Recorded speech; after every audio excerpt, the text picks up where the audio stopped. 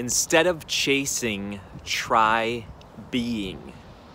Look, I just got done opening my Instagram, and it's interesting because a lot of colleagues, you can sense it, you can feel it. It's this perpetual chase, this chase that is seemingly never satisfying. And it's this state of always wanting, always anticipating, always looking. And what happens is, it's often unattractive. Let's just be honest. When you're even people who've achieved mountains of success, mountains, I'm talking about the most successful people on the planet, you can just see that it's the chase, the next. There was this gentleman who's passed, who I used to be friends with before he died. His name was Mark Palmer. And what I loved about Mark is he was successful, but not in ways you might think. But the guy had about him this amazing presence, this amazing calm, this amazing contentment, satisfaction, and it was incredibly attractive.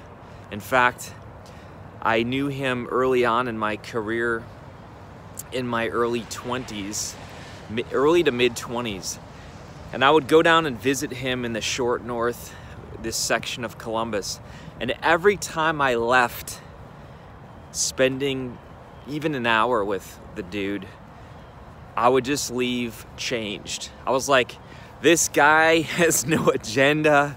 This guy has no angst. This guy has no, I don't know. He just was. He was in this state of being.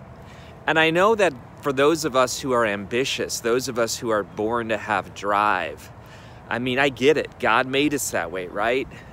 We like to go out and conquer, achieve, create, and there is a time and a place for that.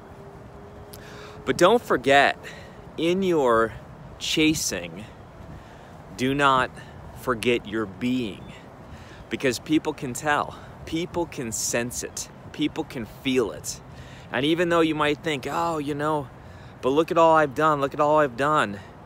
If you're continuing to chase, what are you really telling the people who are following you? You're telling them that you're not content, you're not happy, you're not satisfied. And look, I'm not talking about being complacent, I'm not talking about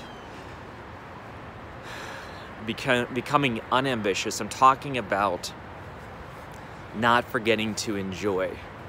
My wife Kelly is fantastic at that. She's a good balance for me, because I think if I would have married someone who was like me, then I would fail to just enjoy the moment as well. And whether it's us going on vacations or us enjoying the little things of life, it's a gift. So the point of the video today is, in your chasing, don't forget your being. Love to hear your thoughts. Comment below.